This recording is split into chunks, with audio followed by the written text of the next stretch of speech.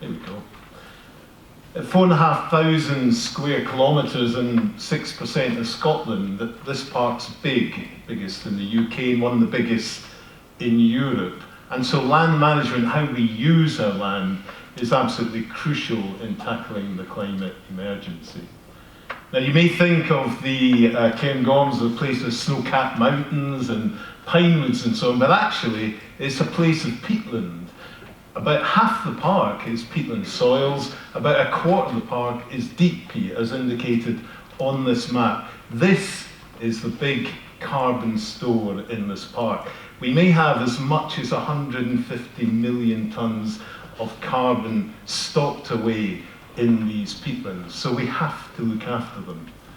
Tragedy is that they're not in good condition. Something like 90% of these high altitude bogs are degrading, probably caused by centuries of overgrazing, overburning, drainage and so on. But that's where we are now, and it's releasing huge amounts of carbon into the atmosphere, into the burns.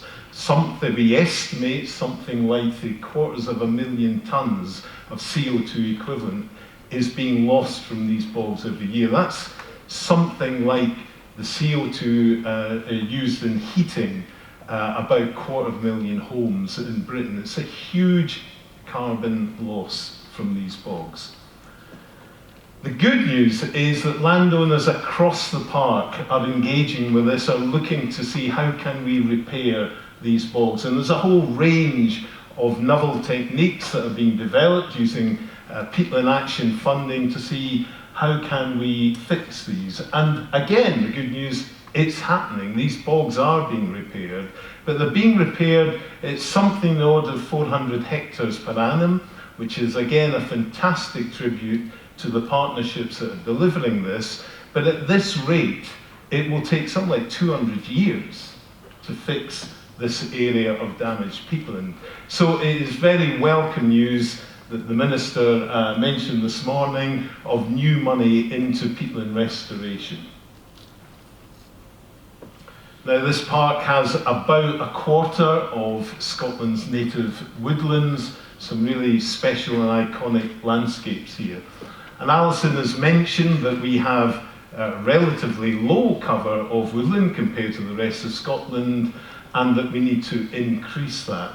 And the good news again is that it is increasing. In large areas, for example, the Cairngorms Connect partnership or the National Trust at Mar Lodge are using mainly natural regeneration to increase areas, not exclusively on those areas, and mainly using deer management, bring deer numbers down to allow those trees to expand. And those areas of expanding woodland aren't just down the Strath, they include these high montane woodlands that are almost extinct in Britain, and starting to bring back these rare willows, rare junipers and so on that should be here as well. So that's all part of the carbon story here.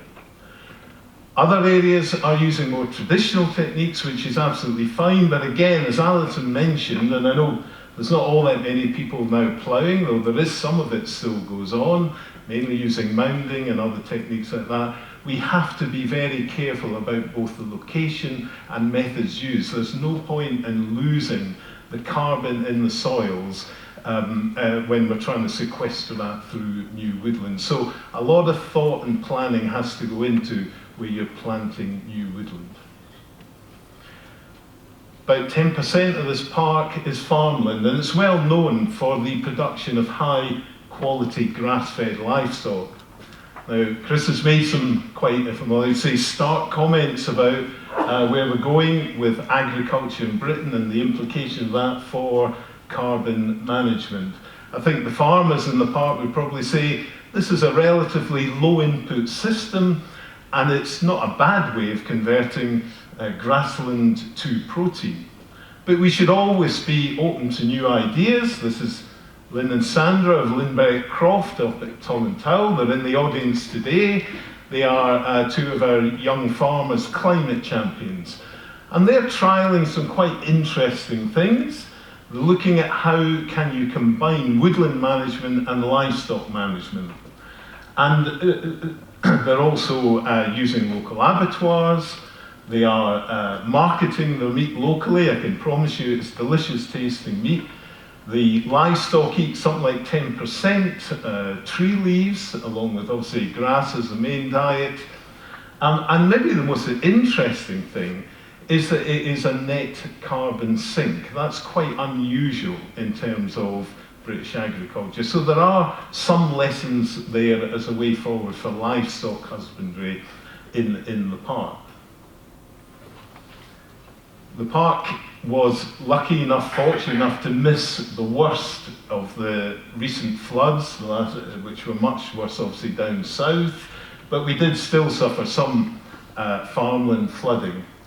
But it's not many years ago that Ballater, really the awful floods that caused a lot of property damage in Ballater about 4 or 5 years ago.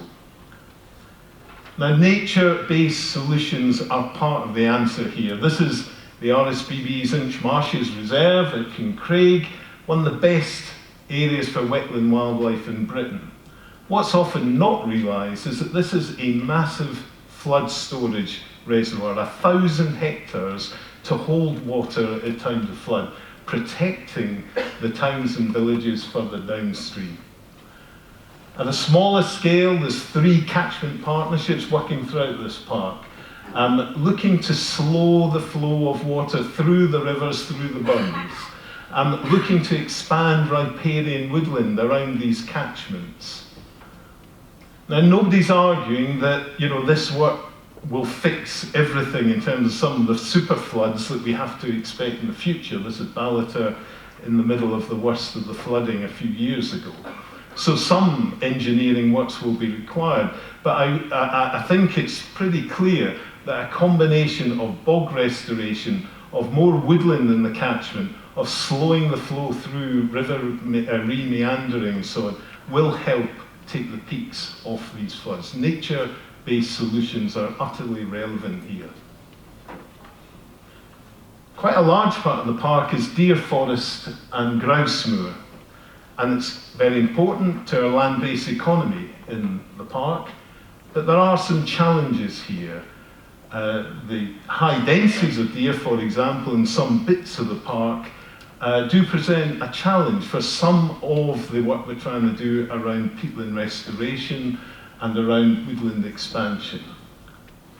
How can we make these landscapes more climate friendly? How can we create the win-wins that we need to have so that not just the public receives benefit from expanding woodland in these landscapes, but the landowner does as well? How can we get the right monies into these areas to make this attractive to landowners?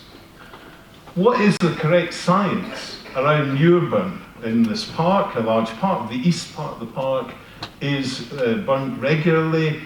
We know that burning in deep peats and very hot fires are not good for the climate. What is the best science around this? And we've heard what the Climate Change Committee's view is, but we need to understand that better. Park authorities working with the half-dozen deer management groups within the park and with the East Cairngorms Moorland Partnership to try and find solutions to these what are pretty knotty problems. This park is one of the most important areas for wildlife and nature in Britain. Some would argue the most important. And as has been mentioned by previous speakers, climate change has serious repercussions for this wildlife. It may be that there's not much we can do for the high montane flora and fauna. Lower down, however, in our freshwater systems, equally threatened are our salmon and freshwater pearl mussel populations. The park is hugely important for them. We can do something here. I mentioned earlier about riparian woodland that the catchment partnerships are developing, about slowing the flow. Well, this is about cooling the flow as well, cooling the water temperature to help species like this. Again, there's a lot of talk about winners and losers in this game, that Capercaillie will do fine because the woodland's expanding, whereas Curlew or Bearberry Heath will disappear, a more open ground species as the woodland expands. Well, I I think Alison's talk gives an indication that we have to keep this in perspective, even taking on our, if you want, fair share of the national targets for woodland expansion. This park will still be something like 75+% open ground. But we can't be complacent. Some of these species are rare and threatened and special. One of the things the authority is doing with its partners is looking to map the important areas for species like these so that we can better integrate woodland expansion with open ground species. Again, it's been mentioned, there's 18,000 folk live in this park. There's 1.9 million people come to this park. Tourism is in the order of half the economy of this park, hugely important. And transport's been mentioned a few times. How do we get people out their cars and onto bikes and onto their feet? Well, again, the good news is that since the establishment of the park, something in the order of £11 million has been invested in a network of paths right around the park. But we have to think innovatively here. Again, as the Minister mentioned, we have to think about electric vehicles, we have to think about electric bikes, we have to think about charging points. We have to think about not just how do you have a nice afternoon in the forest, but how do you move from community to community in a climate-friendly way. There's a picture of what Aviemore might look like in 5 or 10 years' time if the active Aviemore project happens. But it won't just be about, let's have a cycleway beside the main road. We need a way in which transport can be integrated. So you come in on the train, you get off into some form of electric transport. You don't just stay in that local area, you're able to move widely around the park. Huge challenge, but we have to find a way through that.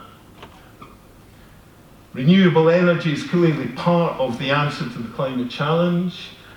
We have got a range of smaller schemes, both community and landowner-led, in the park, particularly hydro schemes. Now, the park's not a place for big wind farms, we know that, but single turbines are allowed by park policy, and maybe we need to think more about things like that. Minimising the infrastructure needs around new houses and new developments is key, and the local park plan does just that by locating new development within current settlements. But maybe in the long run, and again, as the Minister mentioned, communities are going to be the key way that we develop, energy, tourism, transport in the park. There are 2 new community groups set up looking at climate change within their villages at Grimar and Granton. This bottom-up approach is going to be absolutely key, and one of the workshops this afternoon will look at that. So Grant's mentioned that the next park plan will take the climate emergency at its heart. We'll look forward to net zero 45. This park needs to be an exemplar of place-based climate solutions. I'd finish by saying we're all in this together. Whether you're a landowner, whether you're a visitor, whether you're a resident, we have to find those solutions together. Thank you.